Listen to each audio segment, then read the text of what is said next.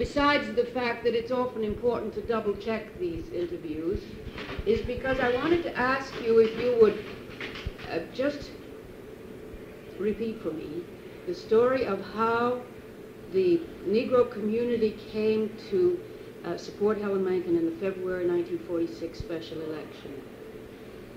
Now, I think it's more or less going to follow the lines of what I wrote in the byline. Because What I'm particularly interested in is the story of how she got the Negro supported, as I just said. Would you tell me what you will, and then I'll ask you some questions. in other words, you want to know the background of our decision that resulted in our Right. support. I understand and have all of the information about the registration drive that occurred that year and why it occurred, but how she sought your vote, how she got your vote. As I understood it, she'd actually come to a meeting at the Butler Yeah, Street. it all stemmed from the fact that there was going to be a special election. Right, yes. And a All right. special election would give blacks the same opportunity to vote as whites. And we've been engaged in a registration effort. This was in February 12th, I believe. Right, that was the date of the election. 1946. Right. And you see, Smith versus Allred had already been handed down by the court, declaring the white primary unconstitutional, but Georgia didn't recognize it, said that didn't apply to Georgia. So, in the meantime, we felt that the Supreme Court would finally come our way, because the Primus King case had been instituted. So we did get a few Negroes registered. And so in this case, by Ramspeck's resignation and a special election being called, I believe there were 19 candidates seeking the office. And Mrs. Mencken was the only woman. That saves a lot of explanation. Our group sent invitations to all candidates who were seeking this position to meet with us. And At the Butler Street at Y. the Butler Street Y. In that day and time, any candidate who was seeking black votes was actually, what you might say, experiencing the kiss of death. These candidates ignored us, with the exception of about 3 or 4. And the one who was recognized as a legitimate or logical successor to Ramspeck was his secretary, I believe. His name was Camp. Tom Camp, right. And he ignored us altogether. He just knew he was a shoo-in. So Mrs. Mencken accepted our invitation. She'd come to the YMCA, sometimes under the cover of darkness. She came more than once? Several times, I know. Did she actually, I'm told that she, on one occasion, came to a luncheon meeting. Well, I don't know. I probably was in school or something, but You're not aware of that? I think she might have.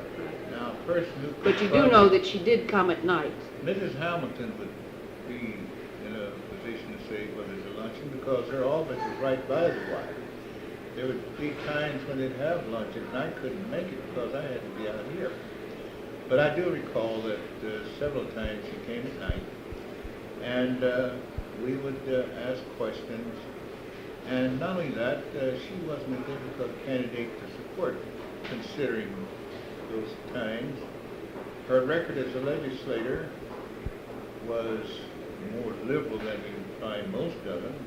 On labor, it was very liberal.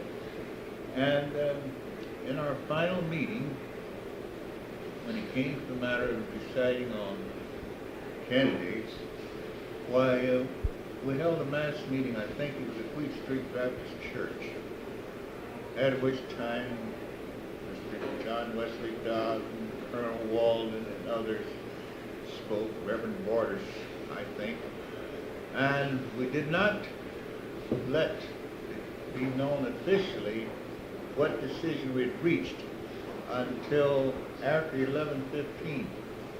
At that time, I think we asked all reporters to excuse themselves. This is being naive, as if to say now if we eliminate or request the reporters to leave, why this means everything we do in here now is secret. Now, You did have reporters from the big Atlanta dailies, the white dailies attending? And the reason we didn't make the announcement until 11:15, after 11:15, is because that's when the radio news went off. And had we done it before, they would have picked it up and announced it on the regular news. Well, it shows how things have changed today. You wouldn't have that. But at that time, the news would go off at 11:15. The news would be on from 11 to 11:15. We had WSB and several other radio WAGA. Can you tell me, this announcement was your support of Helen Mencken? That's it. And that occurred, the election being on February 12th, this would have occurred the night of February 11th? As far as I can recall, yes. Was the statement in support of Helen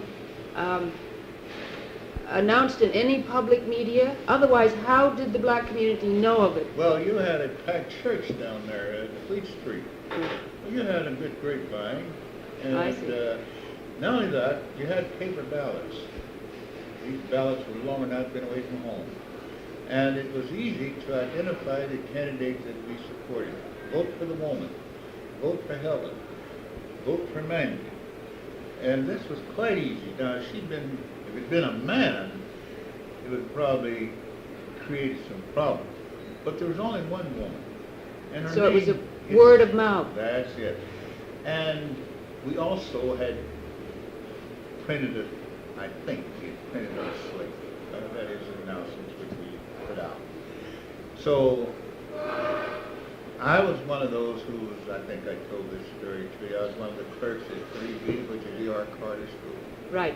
I have noted this in the newspaper accounts that blacks were used at 3B as clerks and precinct managers, and that it was the first time they were used. Is that a fact? Let me say this. I have made a study of politics in Atlanta, and darn if I can see where they were used at all. They were used during Reconstruction, and that could have been around 1868 or 1870. But I can see no trace.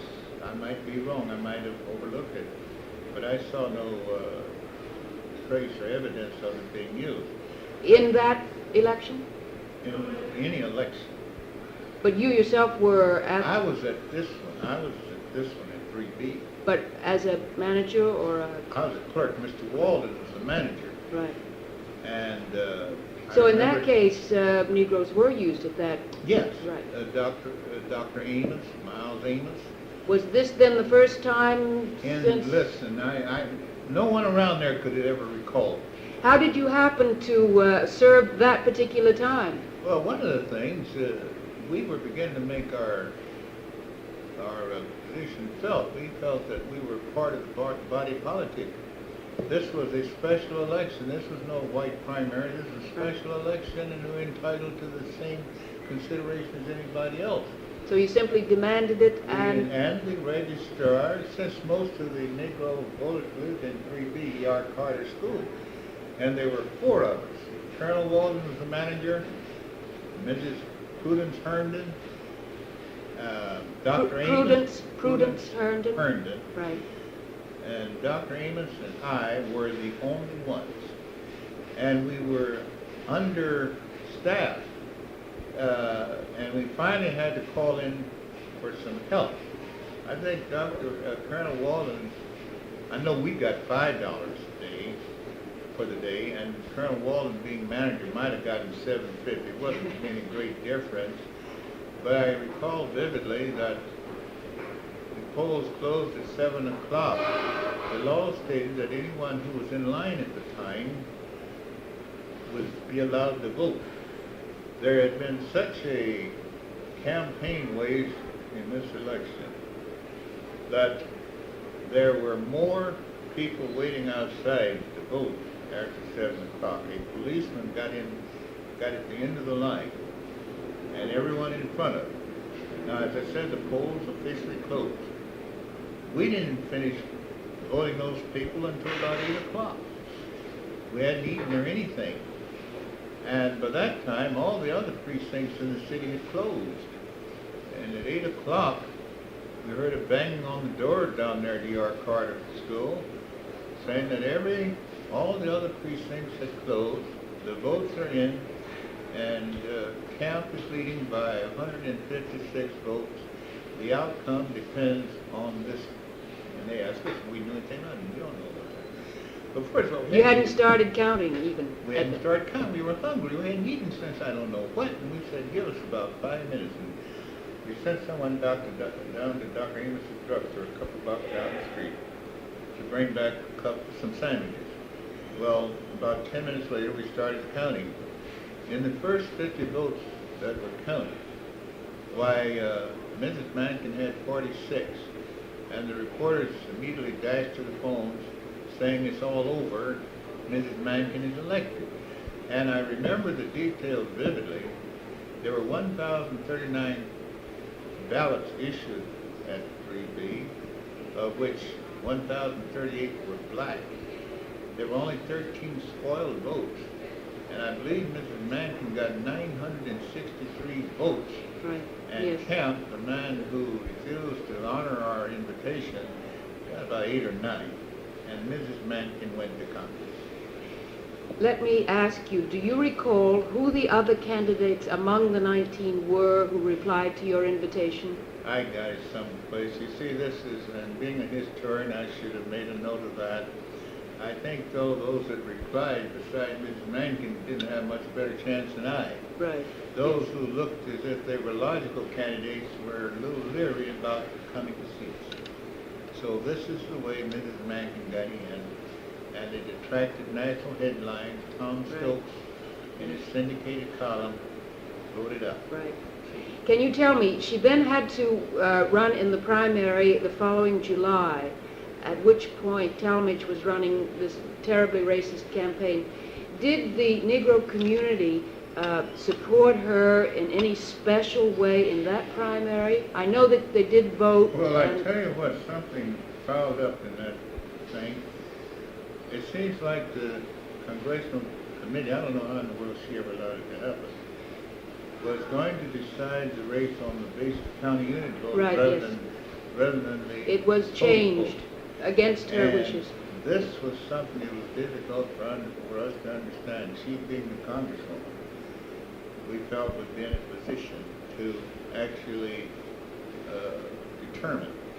And I know we supported her, but when you had it counted on the county unit basis, she was lost. She could carry Fulton County, but she could not carry DeKalb and Yes. Can you tell me, the registration of Negroes in DeKalb County was much less in proportion to what it was in Fulton County.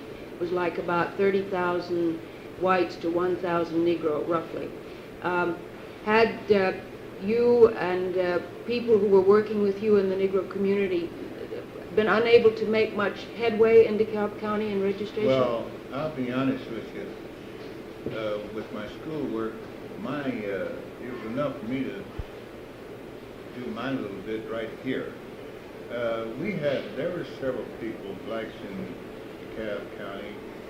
I know one was a funeral director and a woman who was quite prominent. They would attend our meetings, but I never kept, what you might say, any close. I wanted to ask you, you know that she ran in February, then in July she had a primary in which she won by the popular vote but lost by the county unit, which had been put back into effect against her wishes. She then she was put on the ballot along with Davis by the State Executive Committee, but Talmadge being elected to the governorship, his State Executive Committee in October removed her from the ballot. She then ran a write-in campaign. Were the blacks involved in helping her in any way with that campaign? No, I'm going to be honest with you. I have to plead ignorance. I think they were so disenchanted with what Talmadge did. I mean, what happened. They thought a lot of this had been in vain.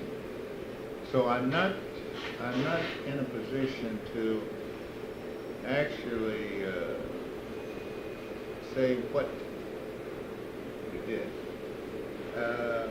Well, I've checked the precincts as for the write-in, which was in such votes as she got were all write-in votes, and of course, once again, 3B. And Tribe F was also a major black ward, was it not?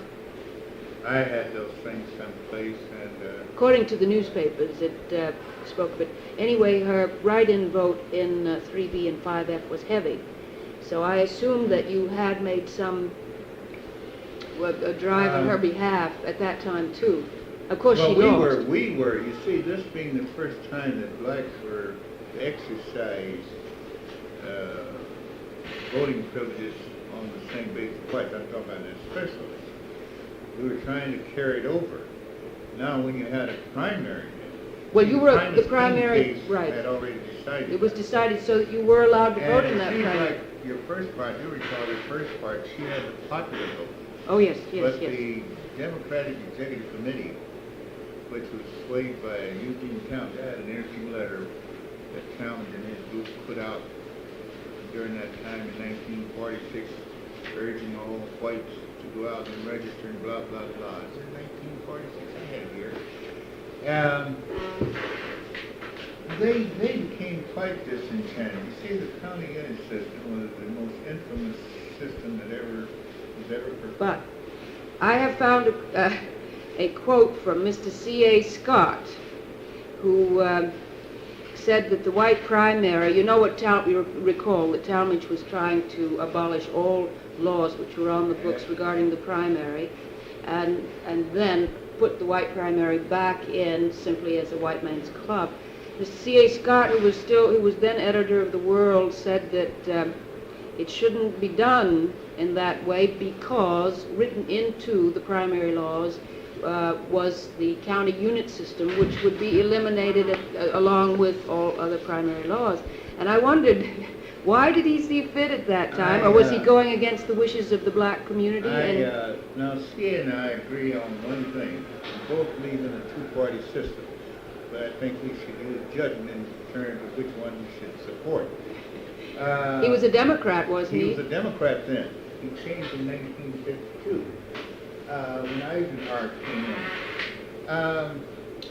I'm not exactly, I don't know, sometimes it's difficult for me to follow Scott's reasoning. Well, I'll talk to him about this too, but I wondered if there'd been a break in the black community on this particular issue. Now, we had not organized the Atlanta Negro Voters League then. There was a division at one time between black Democrats and black Republicans. It wasn't until 49 when we decided to unite as one when it applied to city elections. Congressional, of course, that would be on a different scale. I do not quite understand what Scott had in mind because we had always been fighting the county unit system when Morris Abrams was to run for Congress. He was defeated by the county unit system. It wasn't until the county unit system was abolished that we were able to get a liberal in Congress from the 5th Congressional District. That year was 1962, was it not? I know that was the year the county unit system was taken off again, and Weltner was elected. Weltner was elected, and also Governor Sanders came in. Heretofore, these governors that we had, well, there's one governor that I admire, that's Governor Arnold, and he was very the same line. We could have been in the same predicament that Mississippi and South Carolina had been. Had Talmadge been elected governor, had he not died and succeeded to the governor's chair. But Arnold, when Primus King case was decided, Arnold refused to be a party to any movement designed to circumvent the decision. So we are fortunate in that respect. Talmadge would have had us in those ones just like Mississippi and South Carolina. Governor Arnold, some years later, ran again for the governorship, did he not? Yes, but you recall see, the year that was? Yes, 66. I got dope on that.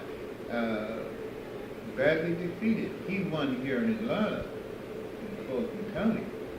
But you must bear in mind, what Arnold had done had happened 20 years before. You have a new generation of voters who are unaware of his significant contributions. We, people like in my group, couldn't see how it would be possible for people to turn down Arnold. And this is why the older generation must recognize the changes. Right. Well, that gets me back to another question, and I, perhaps in view of your time shortage, it might be the last. Mrs. Mankin, who had won your support and whom you still admire to this day, I believe, according to the way you talk about her, ran again in '48 for the Congress and was badly defeated in the popular vote as well. I've been wondering how to explain the fact that she had done so well in '46, even though she lost due to the county unit system, but she had a very large majority. That was in the fall of '48. Fall of '48. Of course, the race situation. I was away. Oh. I was away at Chicago, taking my orals from a doctor, and I was just there for 1 quarter. I was gone from October to December, which meant that I remember in Chicago how the Chicago Tribune came out with a banner headline, "Dewey wins by landslide." That came out when the election was on Tuesday. The Wednesday paper, the Chicago Tribune, came out on Tuesday evening with that headline. So I have to beg ignorance because I was not here to follow up on details. I have found it kind of difficult to explain how her support dropped, and what I'd like to find out, if anyone can adequately explain for me, why her support did drop so Now, one of the sharp. persons you probably know already, a good friend of mine in public relations, Goodman.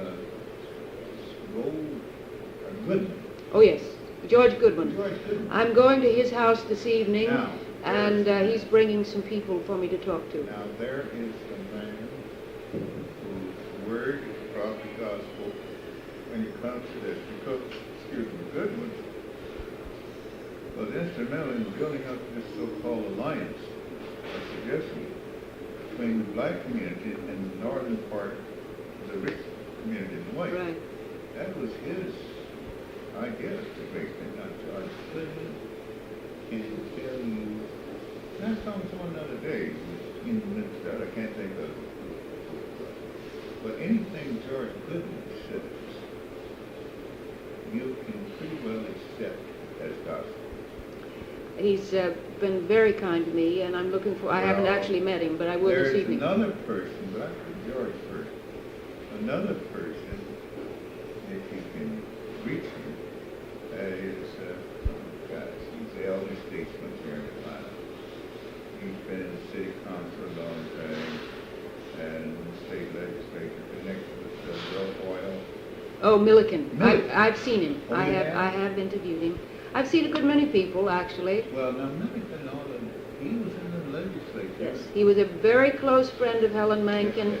Not only that, but he was the person who admired her, and he was very old-fashioned in his sentiments and in his appearance, and Helen often made people feel uneasy, but never Milliken. He was a supporter to him. I once asked him, I said, Mr. Milliken, you're doing the community a disservice by not writing your memoirs. He has a great collection of material. And I remember once I said the same thing to Mayor Hartsfield. I guess I'm showing my age quite a bit. Oh, no. But I'm a contemporary. He said that he was saying facetiously that couldn't have folks in jail. But nevertheless, Milliken, I think, could do it from an objective point of view, not allowing personal feelings to intervene. Well, I don't know if you know, but he has had a very serious operation. That's what I was trying to tell him. He has so many, when I was on the charter commission with him, one time he wanted to prove his point, and he brought a copy of the Atlanta papers, which exposed that graft ring in the building of the city hall, how they sent the city clerk to prison and several councilmen. he showed that to the committee to document some of the dangers that he was referring to in that charter. So this is the man. And He is. He's remarkable. In fact, I've just come from an interview with Miss Bullard, and she had told me that he would. She told me that he would be there, but not only is he ill, but his wife is seriously ill, and she had a phone call from him saying he couldn't come. I've already seen him, but I wanted to see him again, well, like you. I think that from what you say, you have. Did you see Warren Cochran? I called him all weekend and never got an answer, and I don't know what else to do because John Calhoun? I haven't seen him. No, I do want to see Mr. John Griffin and Robert Thompson. Bob Thompson, yes. Who is he in town? Sure. With the Urban he was League. With Grace Helms. Right. You have his number, don't you? No, I don't. Do you happen to have it? It's not. You know when people have a nickname, you have a hard time. Bob. His name is, they call him Bob, but I know where he lives on Penelope Street. And I don't have it. He was involved with the Negro campaign in '46. He was in that initial group, along with Jake Henderson. Did you ever see Jake Henderson? You gave me his name. No, I haven't. I'd like to keep my list fairly short because, like these are people that I feel is Robert A. Thompson, 794-8098. He lives at 1850. Come in.